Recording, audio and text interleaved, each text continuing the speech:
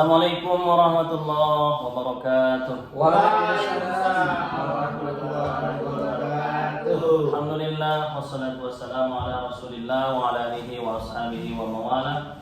Amma ba'd.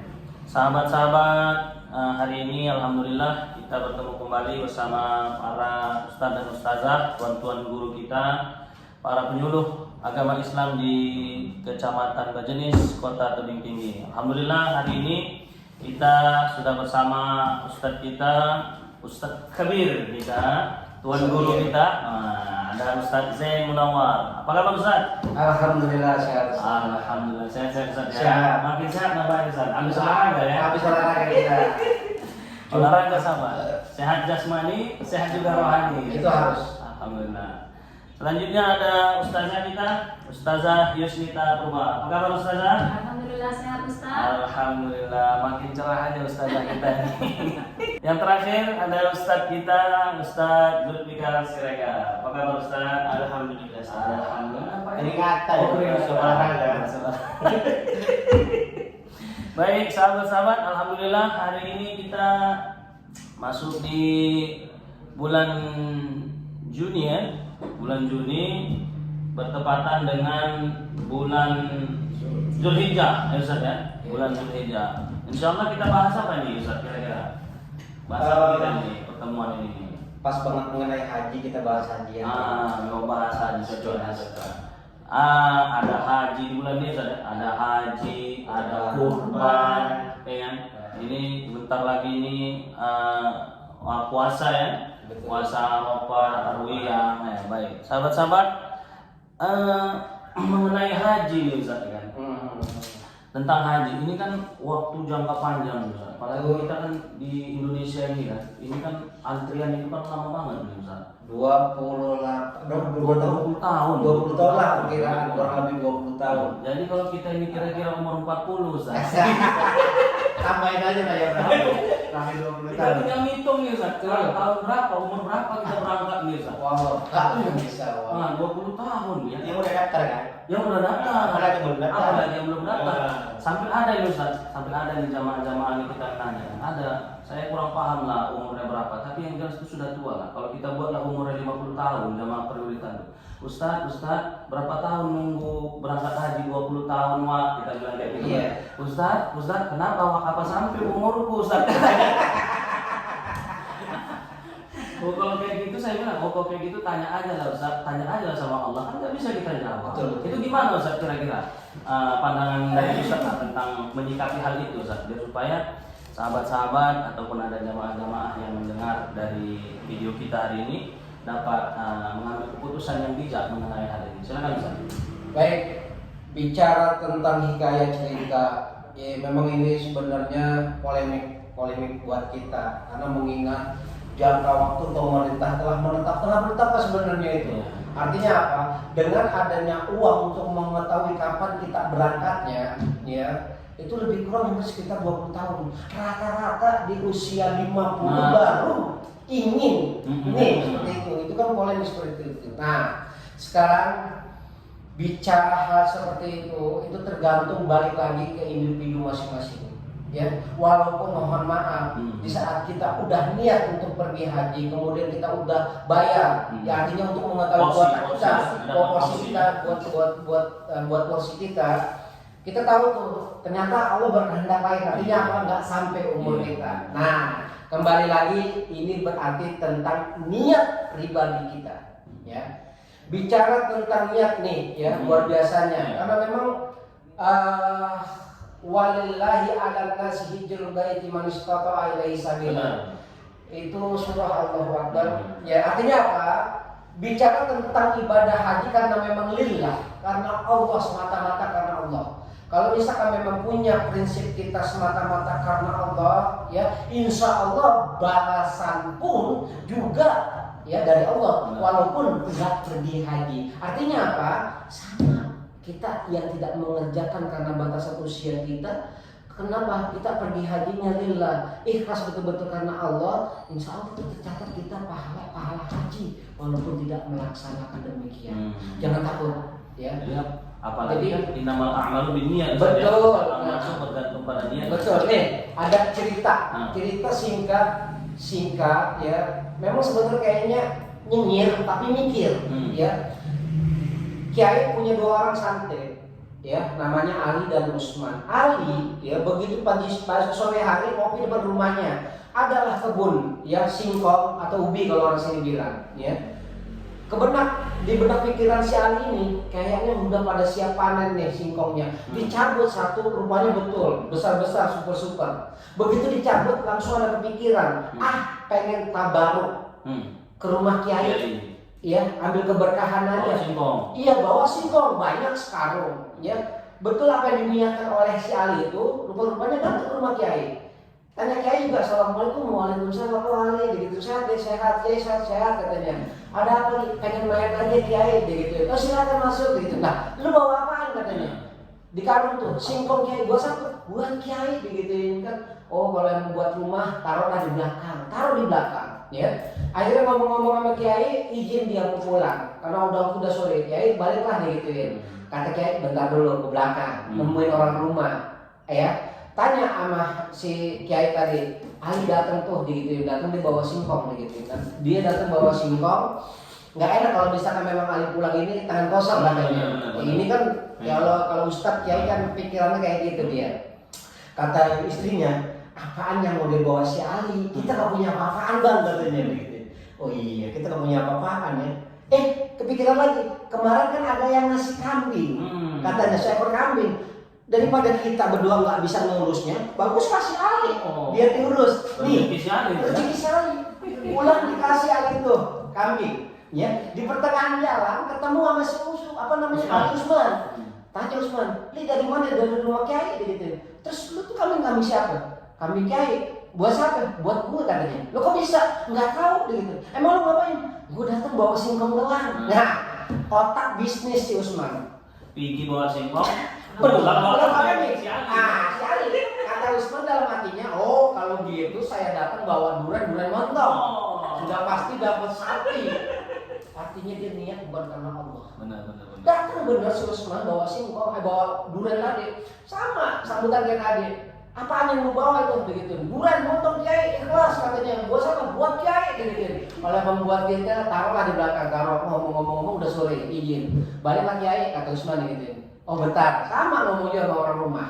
Apa yang dikatakan orang rumah? Bang, kita kan memang gak punya apa-apaan. Kemarin ada kambing, udah kita kasih Ali katanya. Iya kan? Apalagi kita punya? Bener juga kita gak punya apa-apaan.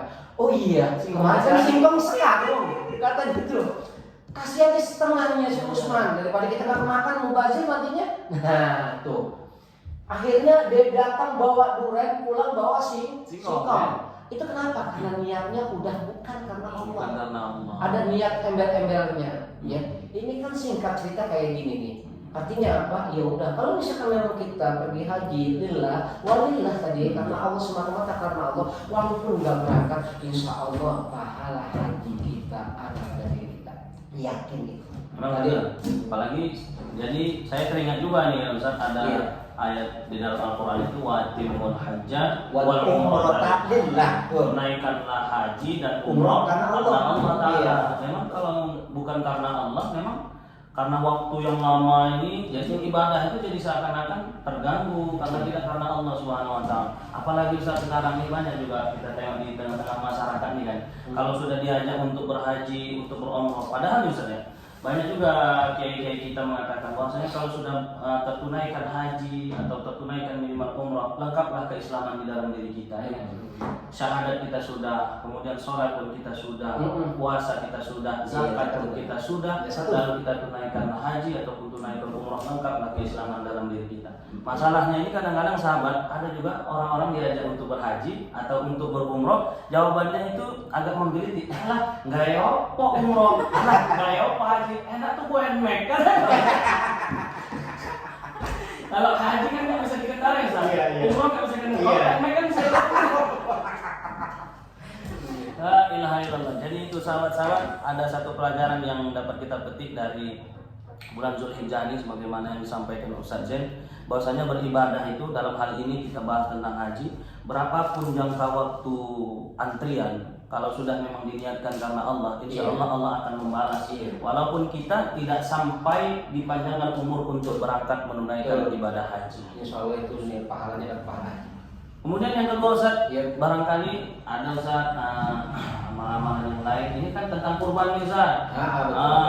Barangkali hikmah Ustaz, hikmah dari kurban nih Ustaz yang dilakukan oleh Nabi Ibrahim terhadap putra kesayangannya Nabi Iya. Ismail alaihissalam. Barangkali ada Ustaz Jol, ada kenapa ada Ustaz Jol? Ada Ustaz Yusmitas? Gimana Ustaz? Ada. Baik, ini bicara tentang korban. Bicara tentang korban ini sebenarnya bicara tentang keimanan seseorang. Intinya itu aja dulu, ya. Karena memang flashback ke belakang sejarahnya luar biasa Nabi Ibrahim alaihissalam, ya. Karena memang sekali lagi mohon maaf, mulut ini kan nggak bertulang. Artinya jangan gampang untuk mengatakan sesuatu. Kenapa? Dulu ketika Nabi kita Ibrahim alaihissalam belum punya anak, dia ngomong, ya apa yang dibilang? Allah kata Nabi Ibrahim, andai kata saya ya punya anak, kemudian diperintahkan Allah untuk disembelih anak saya akan menyembelihnya. Itu nggak sadar, dia nggak punya anak. Rupa-rupanya terbukti di ujian, ya diberikanlah anak Nabi Ibrahim alaihissalam, ya, Ismail tadi, ya. Kemudian karena memang bicara tentang keimanan memang dasarnya luar biasa di Ibrahim, ya. Untuk menyembelih seorang anak aja, ya, itu hampir 3 kali dimimpikan. Dan mimpi terakhirnya itu dia memastikan bahwa ini betul-betul adalah perintah Allah. Wahyu dari Allah. Wahyu, kan? Apalagi jumpa dengan anak ya Ismail ini anak-anak yang soleh, ya kan? Begitu diperintahkan ditanya Nabi Ibrahim alaihissalam, wahai ya bunayya apa? Ini arafil mana? Iya, Pak Asbahu kakaknya seperti ini adbahu. Jadi dibilang saya bermimpi, ini lagi cerita sama anaknya nih, bahwa Allah Subhanahu wa taala memerintahkan saya untuk menyembelihmu. Benar. Ya. Ini jawaban anak yang soleh. Ya. Kalau misalkan kalau jawaban anak yang enggak soleh, ya anak enggak soleh pasti bilang gini, kenapa mesti saya Pak yang masih muda, Bapak aja yang tua? Itu anak yang enggak soleh. Ya. Anak yang soleh menjawab, Ismail bilang, kalau misalkan memang ini perintah Allah, lakukan. Ya. Dan insya Allah, ya, aku menjadi anak-anak yang sabar. Keturunan anak yang sabar. Itu Nabi Ismail ya kan Ustaz? Betul, Nabi Ismail ya gitu. Ya. Nabi Ismail. Luar biasanya. Begitu diperintahkan, ya. Kalau kita sih ini nggak bakal bisa. Kenapa? Udah lama banget kita nggak punya anak. Sekali anak kemudian ada perintah nyembeli. Tapi ini iman, tingkat keimanan luar biasanya, ya. Akhirnya betul pengen dilaksanakan kurban itu karena memang ya singkatnya artinya pengenlah dilakukan pengorbanan Ismail kepada Ibrahim itu, ya nggak jadi. Kenapa? Rupanya ibarat kita ini diuji, ya. Andai kata memang terjadi wabah artinya tiap tahun kita pasti motong anak seperti itu, ya. Nah, gambaran simpel mengenai tentang kurban ini, ya. Berapalah kekayaan yang kita miliki kalau bicara tentang kurban aja, ya, daripada kita kurban seorang anak kita harus potong kan nggak mungkin, ya. Dan lagian ini kan ketika kita melakukan kurban balasannya kan luar biasa, ya. Sekali lagi apapun amal ibadah kita kerjakan itu pahala dilipat gandakan, udah pasti itu dilipat gandakan. Berarti kurban ini Ustaz bicara tentang keimanan lah ya. Iya. Memang kalau iman ini kalau tak teruji, disitulah letak diujinya iman oleh Allah Subhanahu wa taala. Iya. Memang kan kalau kita bicara tentang Nabi Ibrahim ini kan digelar dengan Khalilullah. Masya Allah. Kasihnya Allah. Iya. Dapat gelar itu karena Karena dia itu tadi. rela mengorbankan cintanya kepada anaknya untuk mengejar cintanya kepada Allah Subhanahu wa taala. Memang kalau iman itu kan diujinya di situ ya Ustaz. Iya, itulah tingkat keimanan. Jadi dia sayang benar dia sama anaknya. Tapi sayangnya sama anaknya tidak lebih tinggi daripada sayangnya kepada Allah. Betul. Iya. Dia sayang kepada istrinya, tapi sayangnya kepada istrinya tidak lebih tinggi kepada Allah Subhanahu wa taala. Insyaallah. Sahabat-sahabat, kita dapat pelajaran, dapat hikmah di Jumat berkah ini, Iya nih, Azma, mohon maaf sebelumnya. Ini kita habis olahraga. Ya. Jadi kok pakaiannya seperti ini? Kan Jumat kita. Jumat ceria. Jumat ceria. Jadi barusan olahraga, kemudian kita buat video ini. Mudah-mudahan dari video ini, apalagi hari ini hari Jumat, Sayyidul Ayyam, Jumat berkah, kita dapat pelajaran-pelajaran terbaik dari yang kita obrolkan hari ini. Di antaranya yang pertama tadi tentang haji, Ustaz. Kita luruskan niat kita dalam segala hal amal ibadah, tidak hanya haji, Ustaz. Iya. Dalam hal segala hal. Kurban pun juga dengan niat juga, Ustaz. Benar, Ustaz. Iya. Karena memang berapa banyak orang kaya dia nggak kurban, kenapa? Tadi tingkat keimanannya kurang, niatnya juga nggak ada. Ya kayak haji. Kok lu nggak berangkat haji? Belum panggilan, bukan masalah haji, panggilan bukan. Niat sama kemauan. Berapa banyak orang kaya yang nggak pergi haji? Berapa banyak yang miskin bisa berangkat haji? Ya, bukan karena panggilan. Ini alasannya kan kita kok belum, ente nggak kenapa sih nggak berangkat haji? Belum panggilan, ya bukan panggilan. Ya, sekali lagi nggak adanya kemauan buat kita. Terus niat lah.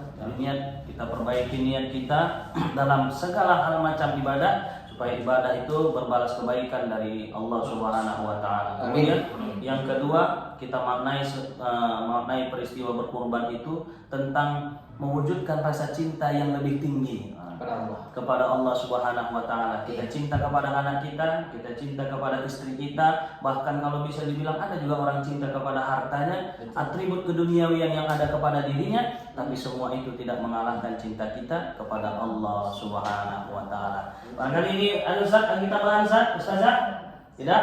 Kita sudahi hari ini. Mudah-mudahan insyaallah di pertemuan selanjutnya kita akan dapat bertemu kembali bersama para penyuluh Kecamatan Bajenis, Kementerian Agama Kota Tebing Tinggi. Akhirul kalam, wallahul muwaffiq ila aqwamit thoriq. Wassalamualaikum warahmatullahi wabarakatuh.